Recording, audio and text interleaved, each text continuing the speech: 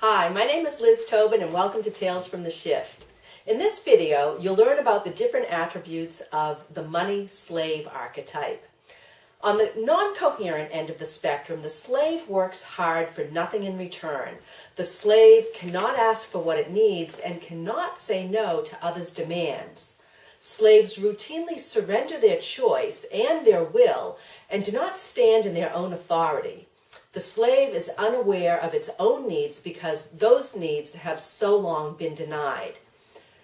The slave is about the relationship with the self, cultivating a connection to yourself, your needs, and your desires is a key aspect of this archetype's gift. Limiting beliefs include, I cannot have what I want. I do not know what I want. Everyone else's needs are more important. It's impossible to have my needs met. Often the slave doesn't own any assets, and the money slave whatever they earn goes to pay for their survival. So even if the slave has just enough money to cover the bills, there's nothing extra in reserve. On the positive side, slaves know how to survive, and they do what is necessary to ensure their survival. However, this positive strength, if it's not balanced, can lead to the slave feeling like they have to continue in a job that they don't like because it's the only way to pay the bills.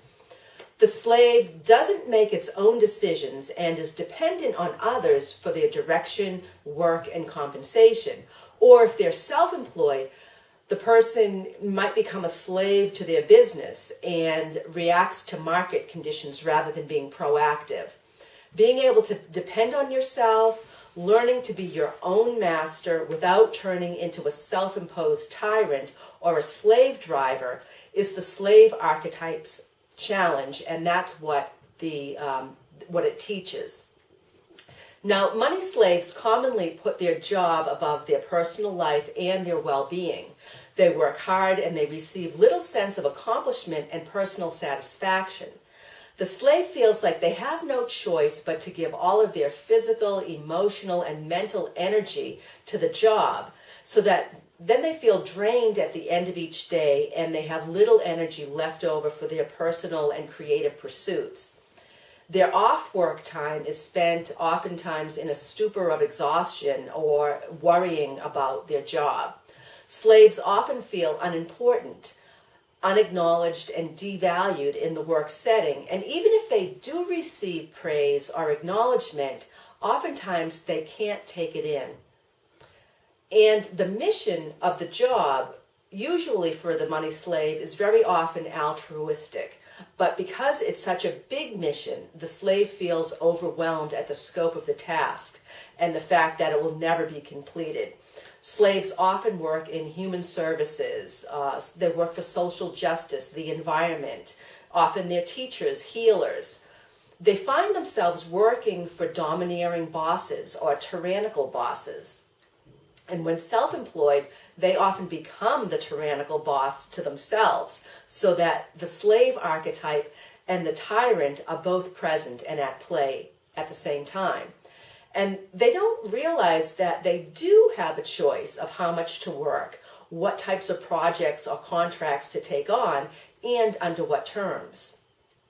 The slave's challenge is in acknowledging their needs, positively asserting themselves, setting boundaries, and not giving all of their life force and energy to their job.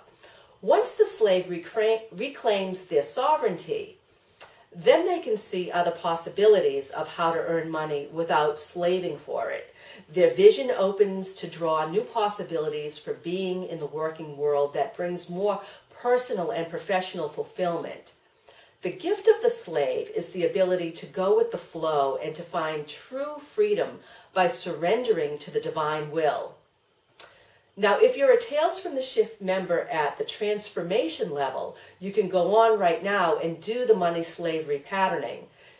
You can do it now or at your earliest convenience. If you're at the illumination level, you can upgrade your membership to get the transformation level by clicking on the link, and you'll have access to the money slave repatterning too.